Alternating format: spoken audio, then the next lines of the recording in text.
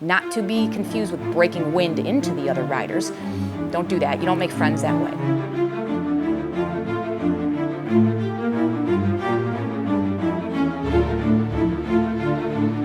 Hello friends, welcome back to the channel. If you are new here, my name is Sarah and I make videos about health and fitness and all of those things, endurance sports. So if you're one of those types of people who asks a certified public accountant whether or not Lycra and deodorant is tax deductible, you know, for that buddy of yours, you're amongst friends here. You can hit all those buttons down below. Don't commit tax fraud. But we are your people. It's safe. You can hit those buttons down below. No judgment here. I mean, except for me. I mean, you can judge me. I'm a little bit nuts, but it gets better sometimes. Thanks for coming. Today's video, I am talking about Zwift Academy workout number 3, lactate tolerance. And this workout is intended to help you to develop your, wait for it, lactate tolerance. I know. The Zwift Academy team is playing it really close to the chest with these really mysterious workout names. It's really tough to tell what they're intended to do. But sarcasm aside, they are using a lot of jargon and endurance-specific nomenclature that many of you may not be familiar with to name these workouts. And you might be reading through the descriptions and saying, I don't know what the hell any of this means. What is the practical application for me as an athlete? So I'm hoping to demystify some of that for you so you're not stuck twisting in the wind wondering why you're working so damn hard. So I'm going to describe what this lactate tolerance concept means for workout number 3. Now, in order to do that, we need to kind of understand that lactate is not the enemy. When we hear these common terms like lactic acid burn or lactate tolerance or lactate clearance, it's easy to get into this thinking that lactate's a bad thing. We don't want lactate. Ooh, that's scary. Well, the reality is that really couldn't be further from the truth. Lactate is a normal byproduct of human functioning. It's actually a good thing. That's what we produce when we work aerobically. I'm not going to give you any PTSD from 9th grade biology class or get too much into the Krebs cycle and the Cori cycle. From a very basic standpoint, your body goes through a process known as glycolysis where you are producing lactate, but that lactate gets recycled and creates its own energy by way of ATP. It's something that we want when we work aerobically.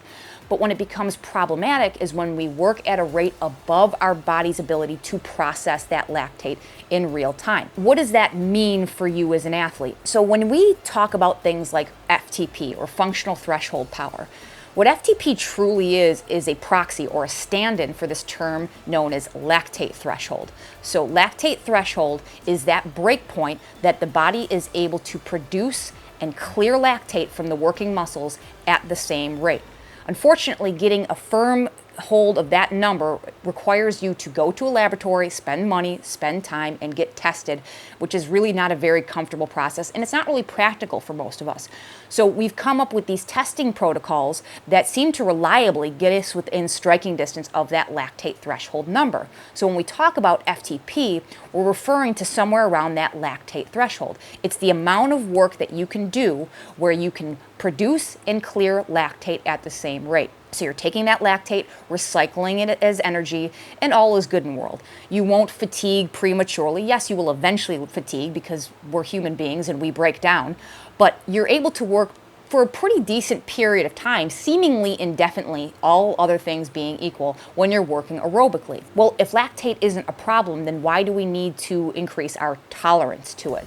When we work above that lactate threshold, so in your VO2 max zone, your anaerobic zone, or up in your neuromuscular or sprint power zones, now you are producing lactate faster than the body can actually continue to recycle that, create ATP, and create energy out of it. So that lactate is kind of hanging out in the muscles. Again, the lactate itself isn't particularly problematic there.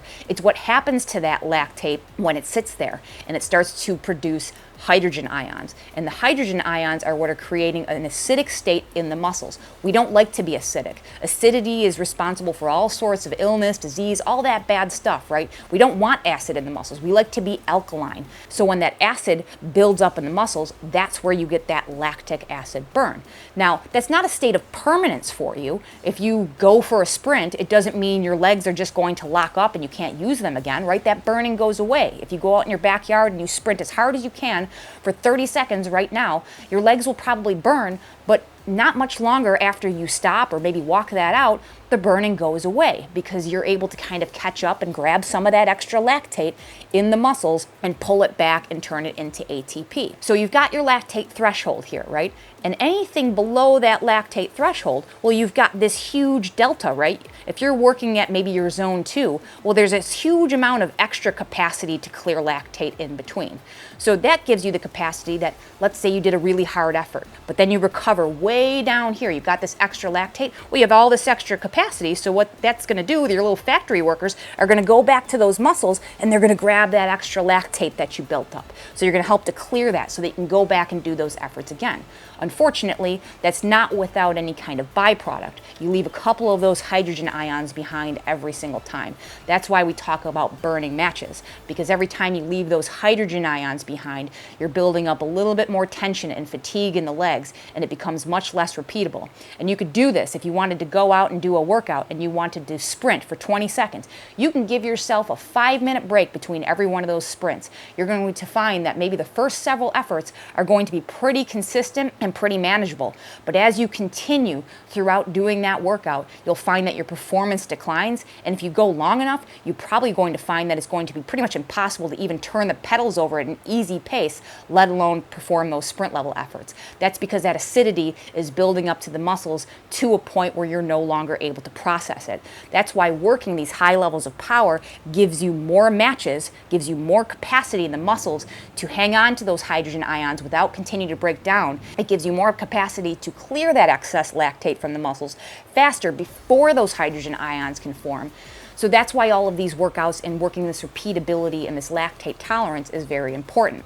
Now, this workout in particular is designed to increase that capacity because we don't always get to go out on the road and work really hard and then go really, really easy and let our body clear that lactate out of the way. What's typically the case is that you work really hard and then you can back it off just a little bit. So you have to try to take that smaller window between your working and creating of lactate and your capacity to clear that lactate. So in this workout, you're going to work at a high rate of power, and then your valleys are going to be just below your threshold. So you have this tiny sliver where your body's going to desperately try to grab whatever lactate it can from the working muscles left behind from the last interval before you do it again. So you're going to be putting a lot of these efforts close together with really no recovery in between. You're just going to have very short valleys working with a very small window, and you're going to be doing this a number of times so that you're really taxing that body's ability to tolerate and clear that lactate. And this is going to be very practical for a number of real-world elements. Time trials or working in a pace line. In fact, if you look at the structure of this workout, it's very similar to what you'll see in a pace line. Have you ever ridden with 3 or 4 other riders where you're kind of working in a group and everybody takes turns on the front? Well, what you might be doing when you're trying to go very fast is you go on the front and you're working at a high level of power because you're breaking the wind in front of the other riders, not to be confused with breaking wind into the other riders. Don't do that. You don't make friends that way. But you're trying to cut through and create a draft for the folks behind you for a short period of time, and then you pull off and the next person takes their turn. But you'll notice if you're going fast, you don't really get to back off the power all that much when you pull off. It's just a marginal amount. So maybe you're working at 105% of your FTP, and you only get to kind of dip down to 90 to 95% of your FTP, and then you slide in the back, and you get a very brief period of time where you're working maybe in that zone 3 area, and then you pick it up again because no sooner do you get a little bit of recovery, you're back on the front. Well, this is an exaggerated version of that. You're working at a much higher rate of power, and your valleys are at a much higher rate of power than you would find maybe working that typical pace line with buddies, but very similar to what you might find in a team time trial where you are going all out, and it's going to continue to kind of help you practice that ability to do that. Even when you're doing a solo time trial, you need to be able to work this capacity to tolerate that lactate. We don't always get to do a time trial where we just get to hold a certain number of watts in perpetuity until we cross the finish line, right? There's variability in terrain. If you've watched the Tour de France, you watch the prologue, or you watch the time trial, you'll often find that there's rises in the road or different turns they have to come through, so they're going to have to spike their power periodically, and then they may be able to dip down a little bit under their threshold to recover, to clear a little of that lactate that was built up in the muscles, but they still have to maintain a very high rate of speed and a very high rate of power. So the more that you work efforts like this workout, the more you're going to be able to enhance your capability to do that. And it's going to work systems like your VO2 max. So by doing these repeated efforts, it helps you to tolerate higher levels above your threshold, and it's going to help you support your FTP and your lactate threshold by giving you more sustained efforts and more repeatability within that range. Suffice it to say, the workout is going to be tough. Whenever you work in this area of your power systems, you're in for some hard work. Now, compared to workouts number 1 and 2, there may be some relief here for some of you guys. This is not an easy workout by any stretch of the imagination, but looking at the duration of the intervals and how they're executed, you may find compared to the over-unders and the peak VO2 max intervals, this might seem a little bit more sustainable to you. We'll go through the structure here in a moment, but don't be caught off guard, because this is one of those workouts that's designed to really hit you towards the end, right? The work is going to really get difficult as you start to dig into those matches more and more throughout the workout, and it's going to get harder towards the end. So be prepared for that type of thing. We'll talk about some potential ways to do that here as well. But the layout of the workout is pretty straightforward.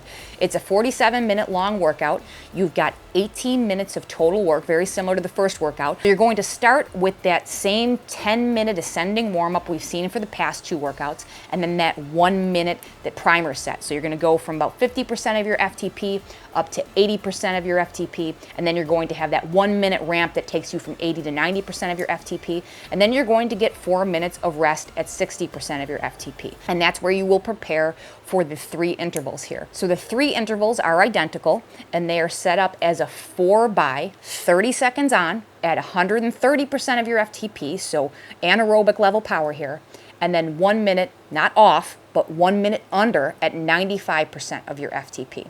And you're going to repeat that up and down 4 times. So 30 seconds on at 130%, 1 minute at 95%, 30 seconds again at 130%, and so on and so forth, until you get a 5-minute recovery, and then you'll do that again, another 5-minute recovery. Both of those recovery sets are going to be at 55% of your FTP, which has been standard for this protocol.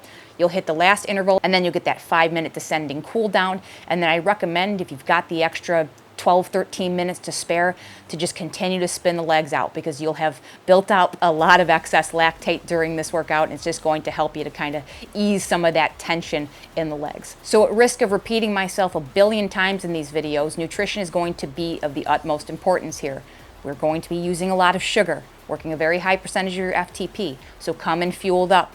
Take a gel at the beginning of the workout. Hell, if you can hit one in the middle of the workout, great. It might be a little bit tough to fit that one in, but if you can come in properly fueled with some good usable sugar on board, you're going to be a lot better off for it. You'll be able to hit those higher peaks of power. Make sure that you hydrate as well. That should go without saying. And cooling. That's one of those things that I haven't mentioned as much as I should. You know, this isn't here, we're not here trying to compete for who can create the biggest puddle of sweat on the floor. Okay, that's really not an intelligent move. Unless you're heat acclimating for a particular event, you should be putting enough fans for proper evaporative cooling. This isn't some kind of suffer porn. Sweating more than anybody else does not mean you worked harder than anybody else. So make sure that you're cooling appropriately for these workouts. It will help you to enhance your peak level of power and performance. Now, as I mentioned in the previous workouts, this is where cadence can really come in handy. Hitting those 30-second intervals with a higher level of cadence to take a little bit of that stress, a little bit of that torque out of the legs, can help you to spare those muscles that little bit that might help to get you through, right? Giving you somewhere to go, that attrition that falls, especially as you get more fatigued towards the end of the 6-minute interval or the end of the workout altogether. I've had some feedback already from a few folks that have really seen some benefit from just being very mindful of that cadence on those on intervals. So when you hit that 130%, try to get a higher cadence than you would normally choose to start those intervals, and that you can settle into something a little bit more comfortable instead of dropping off to a point where there's just so much torque that it's really wearing on your joints and really burning up those type 2 muscle fibers. Also note, as I mentioned in workout number 2, that transition to 55% all the way up to 130%, it's a little bit sharp for erg mode, for those people using erg mode. So give it that 4 seconds, 5 seconds for that number to settle in. It's usually a bit delayed. Again, you won't see any stars taken away. That's all adjusted for and accounted for in the averaging in the back end. So make sure that you're not trying to overcompensate or fight the trainer too much. Just let the power come to you if you're using erg mode. Now, in terms of bias, this is a tough one because the important part of these intervals is not even necessarily at that 130%, right? You think that the primary function of this workout is to get you those 30-second intervals at 130%. The meat and potatoes of this workout is actually in those yellow intervals, in those 95% valleys, not in the 30 seconds at 130%. I know that seems counterintuitive, but we're trying to see that sliver between lactate production and lactate clearance. We're trying to enhance our ability to tolerate that. If you turn the bias down right from the beginning, because let's say 30 seconds at 130% of your FTP is just not something you can achieve right now, well, now you're taking those valleys and you're putting them in your tempo zone. What does that do? It creates a much bigger window of capacity between clearance capacity and production. So you're kind of defeating the purpose of the workout. It's not that you're not getting any benefit. You're working that VO2 max, but at that point, you're almost better off just doing standalone VO2 max intervals to enhance that system rather than this kind of murky middle ground where you're really not getting the lactate tolerance benefit and you're not really peaking out your VO2 max. So you're kind of a little bit in limbo there. So what I'd recommend instead, if you're hitting that first interval and you're like 130% for 30 seconds, no way. What I'd recommend doing is not turning the bias for the whole workout down, but trying to adjust just for those peaks, because I think that 95% should be pretty sustainable for you. And I mentioned something like this in the first workout for over-unders. The difficulty here is because those intervals are only 30 seconds, now you're faffing about with that plus and minus sign, and that might be a little bit difficult. So another approach would be, if you're an erg mode user, just turn erg mode off for that 30 seconds. Or you can turn it off for the whole workout if you prefer, but if you really like using erg mode, what you could do is, as you come out of that recovery valley, you turn that erg mode off, you spin as hard as you can for that 30 seconds, maybe it's 110%, 115%, keep note of where that is, and then as you're kind of getting out of that effort, all you have to do is hit one button instead of continuing to hit that bias button several times. You only have to turn that erg button on and off. Yes, it's kind of a pain in the butt, but now you're getting more benefit from the work that you're doing, those workouts, rather than kind of defeating the intended purpose, at least, of this workout. So that's an approach I would take. If you do need to turn the bias down, especially as you get later in the workout, that's completely fair, right? If you're starting to drop off and you're running out of that capacity, but you need to finish, or you want to finish, because we're all compelled to do that, and you might have to turn it down by 3 or 5% as you get to the last set just to get through it, that's perfectly fine. My approach is more that if it's just that peak and you know right at the very beginning that your VO2 max is just not capable, or your anaerobic zone is not capable of holding 30 seconds at 130%, that's completely fair. There's nothing wrong with that. We all start somewhere. That's what some of these workouts are designed to help you to do. That's what months of training will help you to progress. We are all where we are right now, so those are some things to look for in terms of how you might adjust this workout to fit for your perceived exertion and your difficulty. This is another good workout to take a look at your form, especially because you're spending so much time at that 95% zone. You're spending such brief periods of time up at those peaks. You don't want to waste any extra energy. 130% of your FTP is no joke. That's some hard work. Doing all of this lumbering and moving all over the bike, that's going to waste additional energy. It's going to increase your perceived exertion. I mentioned this in workout number 1. So if you could do your best to control that, to keep that still, to try to drive as much of that power from your hips and your legs as possible, as things get a little bit closer to the end of the workout, that will start to break down. But especially in interval 1 or set 1 and set 2, if you can do your best to control those things, you're going to be better off for it. I think what most of you are going to find is that set number 1 is going to be very difficult, but achievable. You'll feel like you can do the next one pretty handily. You'll hit the second one and things will feel a little bit harder, but you'll probably get through it. The third one, you're going to be gripping for dear life. You'll have burnt through most, if not all, of your matches at that point, so you got to do what you need to do to get through that workout. I've gotten a couple of questions for these workouts. Is it okay to stand? Should I do them seated? If you're using good form, you can use either. right? I think that some of the intended benefit for these sustained efforts are to do them seated like you may do on the real road, but as you get towards the end, you may have to rely on stretching out those legs and standing and getting a little of additional force production. That's perfectly fine. You're not cheating the workout, you're still putting out the power. So whatever you need to do, especially towards the end to get through, is perfectly fine. Just maintain good form and good quality while you do it. But that's it. This is a really good workout. This is one of those workouts that I would recommend introducing further on down the road. In fact, for the past 2 years, the Academy has come out with some great workouts that you should be including in your repertoire to increase your lactate threshold, to increase your VO2 max. They've done a really good job designing these workouts. Heed some of those on-screen instructions. They give you some reminders to drink and relax your shoulders. Sometimes it's what you need in the moment because your shoulders are in your ears, right? So you're not wasting all that extra energy holding a very tense upper body. These are all things that you become mindful of the more and more you train. So I think that this program is going to have a great deal of benefit for a lot of you. I hope these videos are helping you to go into those workouts prepared, knowing what to expect. If you have any comments, questions, or concerns, please feel free to leave them down below. I'll do my best to address as many as I can down there. If you got any value out of this video, please hit that thumbs up button. It really does help the video and the channel out quite a bit. Subscribe if you haven't already. And as always, I will catch you in the next one. See ya.